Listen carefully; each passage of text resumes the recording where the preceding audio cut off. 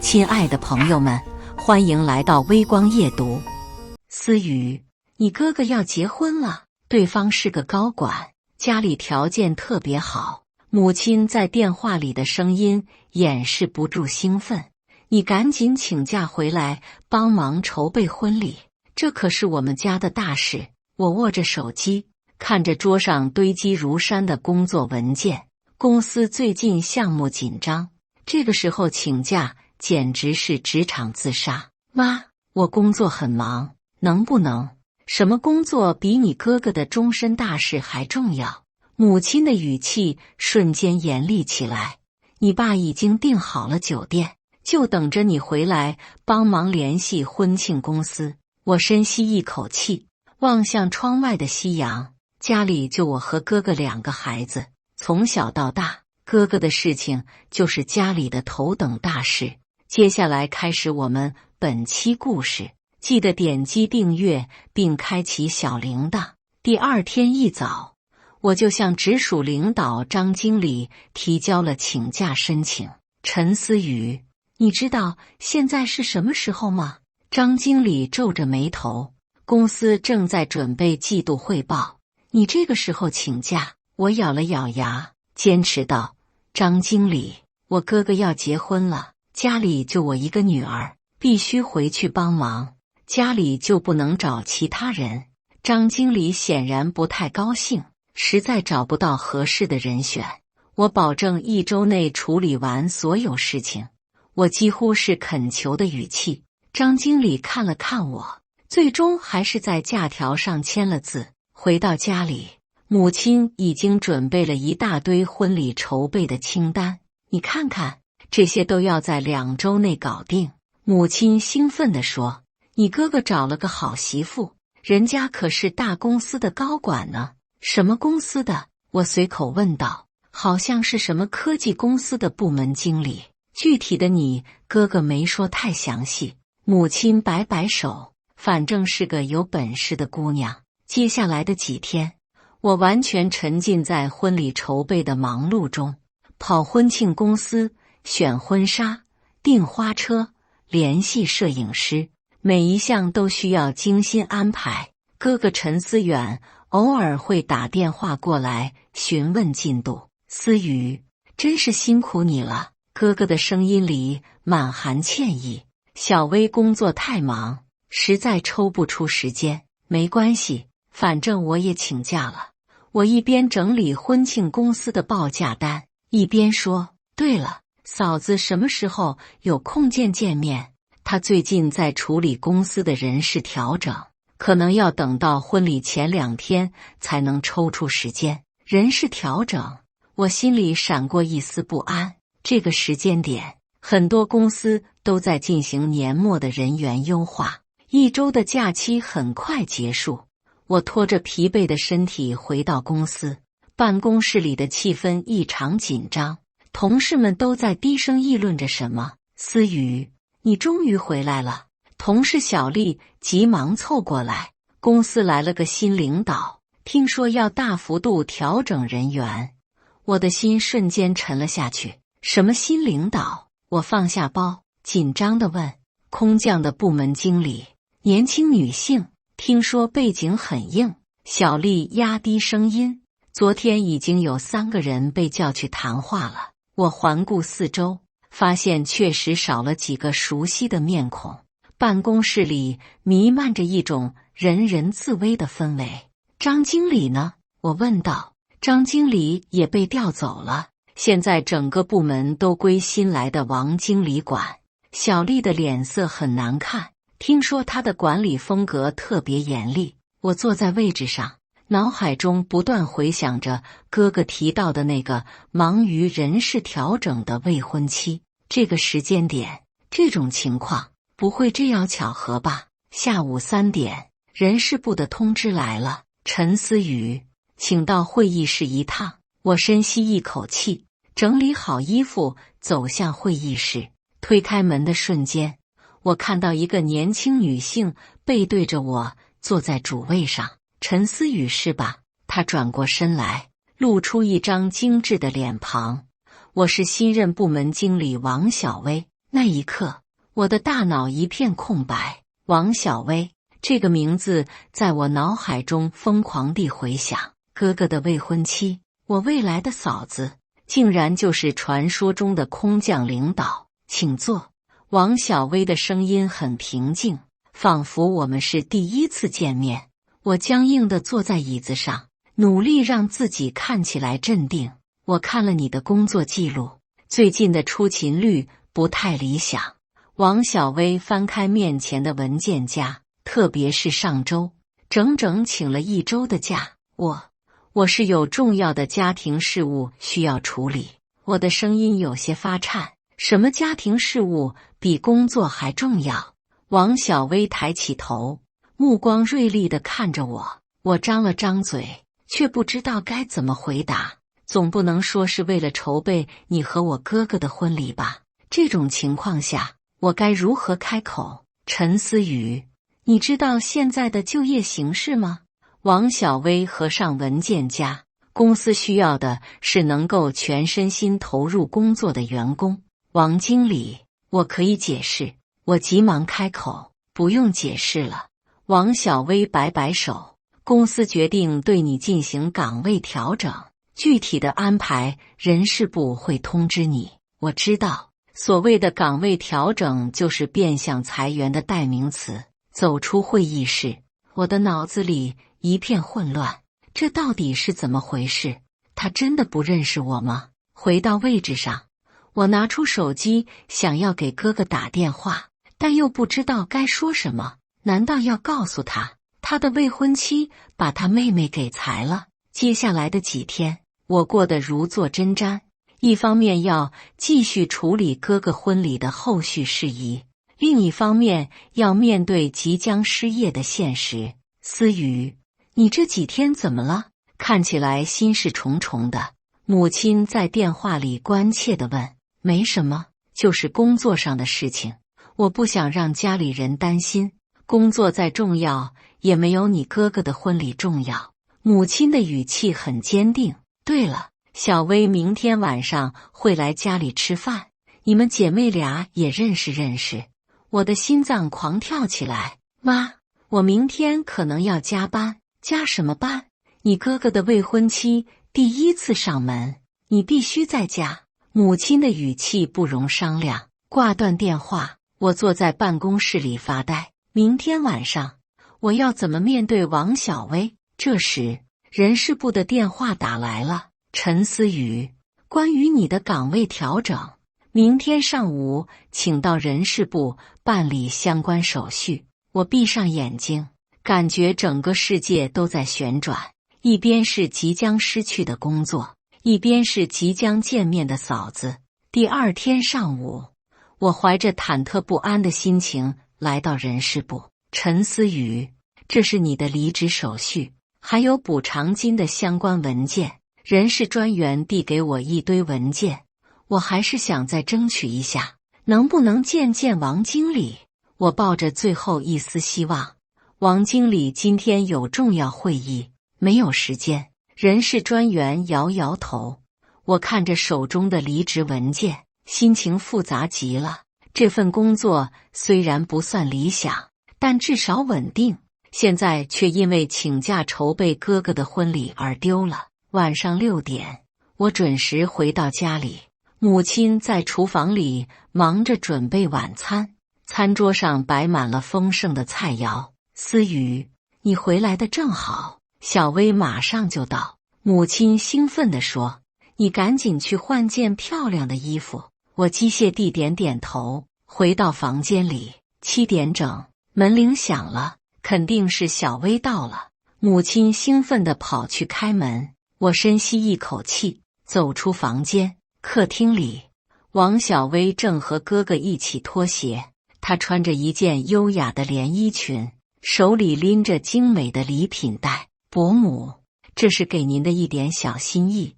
王小薇温和地对母亲说，完全没有在办公室里的那种冷冽气质。哎呀，来就来嘛，还带什么礼物？母亲笑得合不拢嘴。思雨，过来见见你未来的嫂子。哥哥招呼我，我缓缓走过去。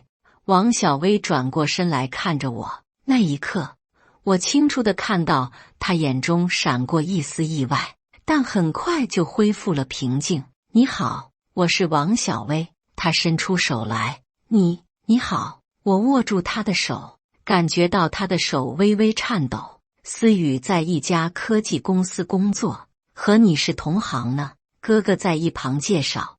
王小薇的眼神变得复杂起来。是吗？哪家公司？我看着他，心想他明明知道答案，却还要装作不知道。和你一样的公司，我轻声说道。餐桌上气氛有些微妙，父母和哥哥都在热情地和王小薇聊天，而我和他之间却存在着一种说不清的紧张感。小薇，你们公司最近怎么样？父亲问道。最近在进行组织架构调整，优化人员配置。王小薇回答得很官方。我放下筷子，感到食物都变得索然无味。什么是组织架构调整？母亲好奇地问。就是根据公司发展需要，调整部门人员。王小薇解释道，然后看了我一眼，有些不适合的员工可能会被调离。哥哥察觉到了什么？思雨，你怎么不吃菜？饭后，哥哥和父母去客厅聊天，我主动提出要和王小薇一起收拾餐具。厨房里只剩下我们2个人，我们需要谈谈。我放下手中的盘子，直接说道。王小薇停下手中的动作，确实需要谈谈。你为什么要裁掉我？我压低声音问。这是公司的决定，和私人关系无关。王小薇的回答很冷静。私人关系？我几乎要笑出声。我是你未来的小姑子，你就是这样对待家人的？王小薇转过身来，眼神中有些挣扎。陈思雨，你要明白，工作是工作，感情是感情。那你为什么不在第一次见面时就说明身份？我质问道。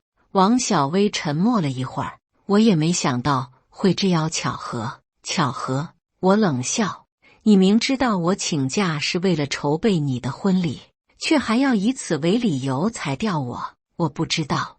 王小薇的声音突然提高，然后意识到在家里，又压低了声音。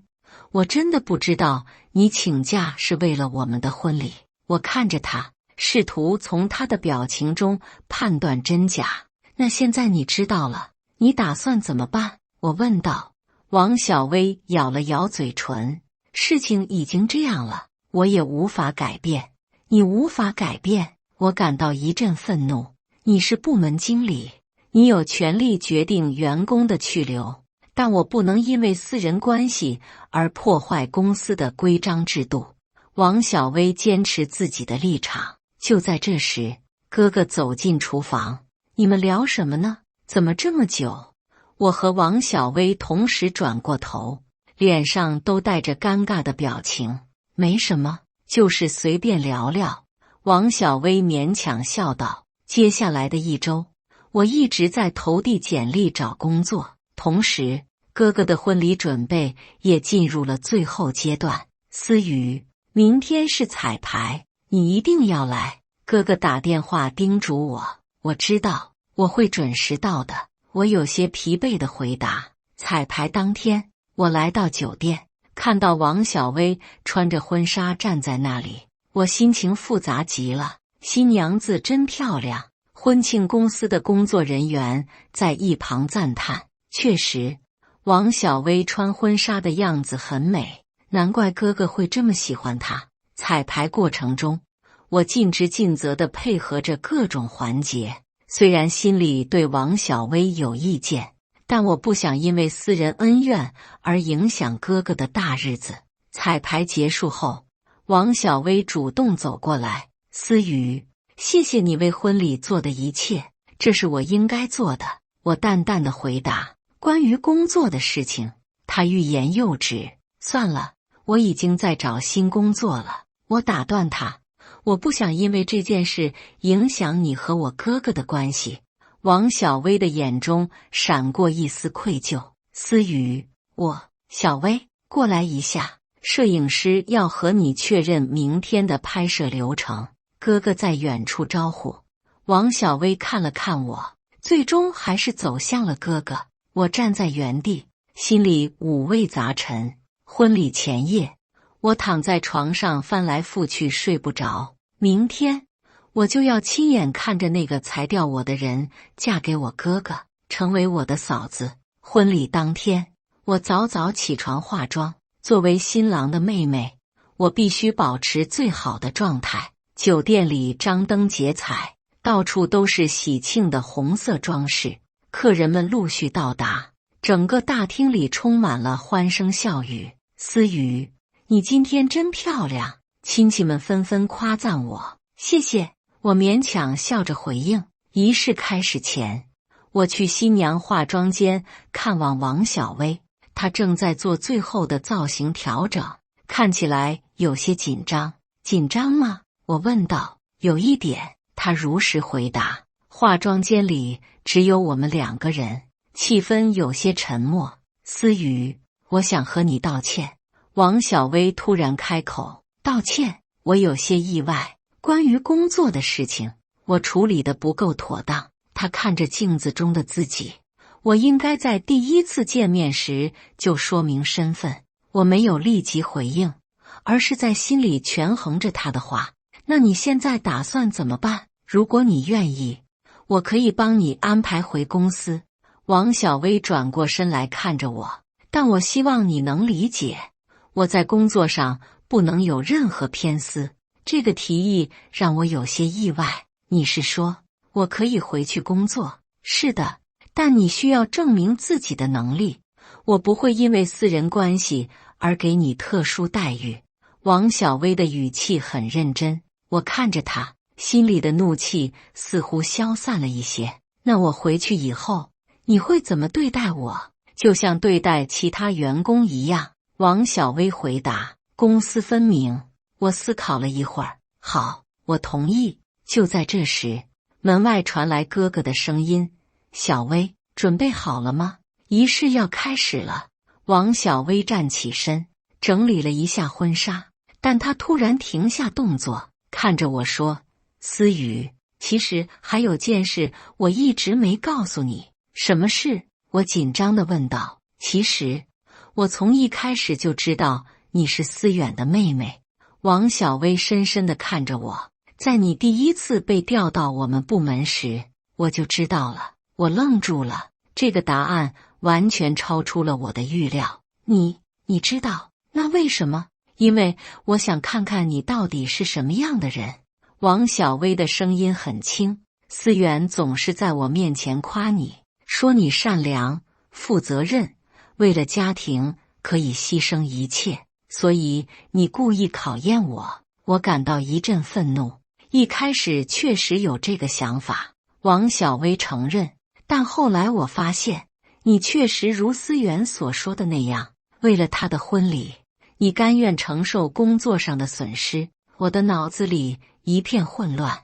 那你裁掉我，也是考验的一部分？不，那是我的错误判断。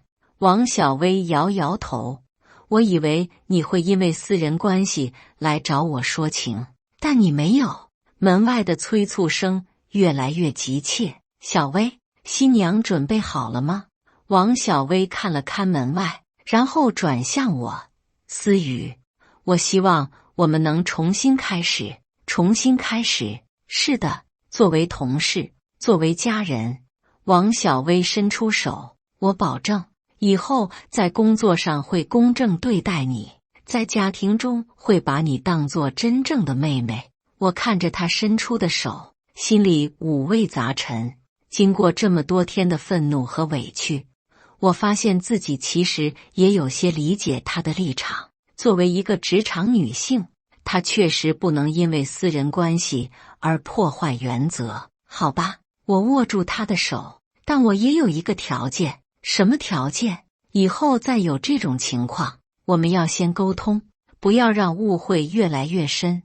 王小薇笑了，同意。婚礼仪式非常成功，王小薇和哥哥在亲朋好友的祝福声中交换了戒指，看着他们幸福的笑容，我心里的最后一丝芥蒂也消失了。现在，新娘要向未婚女性抛花束了。司仪大声宣布，所有未婚女性都聚集在台下，等待着幸运的降临。王小薇转过身，手中的花束高高抛起，花束在空中划过一道优美的弧线，最终落在了我的手中。思雨接到花束了，亲戚们纷纷鼓掌祝贺。我看着手中的花束，再看看台上的王小薇，她正对我微笑着点头。婚礼结束后，我和王小薇在酒店的后花园里单独谈话。明天你就可以回公司上班了，王小薇说。谢谢你给我这个机会，我真诚地说。不用谢，这是你应得的。王小薇摆摆手。不过，我得提醒你，我在工作上确实很严格。我知道，我会努力证明自己的。我坚定地回答。那就好。王小薇笑了笑。对了，你可以叫我嫂子了。嫂子，我有些不好意思地叫了一声。这才对嘛。王小薇拍了拍我的肩膀。我们是一家人了。3个月后，我凭借出色的工作表现获得了部门优秀员工的称号。王小薇在颁奖仪式上说，陈思雨同志在工作中表现突出，值得大家学习。下班后，我们一起回家吃晚饭。今天表现不错。王小薇在车上对我说，还不是你教得好。我开玩笑地回答，我可没有因为私人关系而偏袒你。王小薇严肃地说，但眼中满含笑意。我知道你是最公正的领导。我真心地说，那当然，我可是你嫂子。王小薇得意地笑了。回到家里，哥哥正在厨房里准备晚餐。你们回来了，今天工作怎么样？你妹妹今天得了优秀员工奖。王小薇骄傲地宣布。真的吗？思雨，你太厉害了，哥哥兴奋地说。看着这温馨的一幕，我心里充满了感激。虽然开始时有些波折，但最终我们都找到了彼此的平衡点。有时候，生活就是这样，充满了意外的转折。当我以为失去一切的时候，却意外地收获了更多。王小薇不仅是我的嫂子，也成了我的人生导师。她教会了我如何在职场中保持原则，如何在家庭中经营感情，而我也学会了理解和包容。毕竟，每个人都有自己的立场和难处。这场由请假引发的职场风波，最终变成了我人生中最宝贵的经历。它让我明白，有时候看似的不幸，可能是命运给你的另一种幸福。感谢大家的观看，本期故事精彩吗？欢迎大家在下方评论区吐槽。如果你喜欢这类故事，记得点击订阅微光夜读，并分享给更多的人，这会对我帮助很大。再次感谢大家的观看。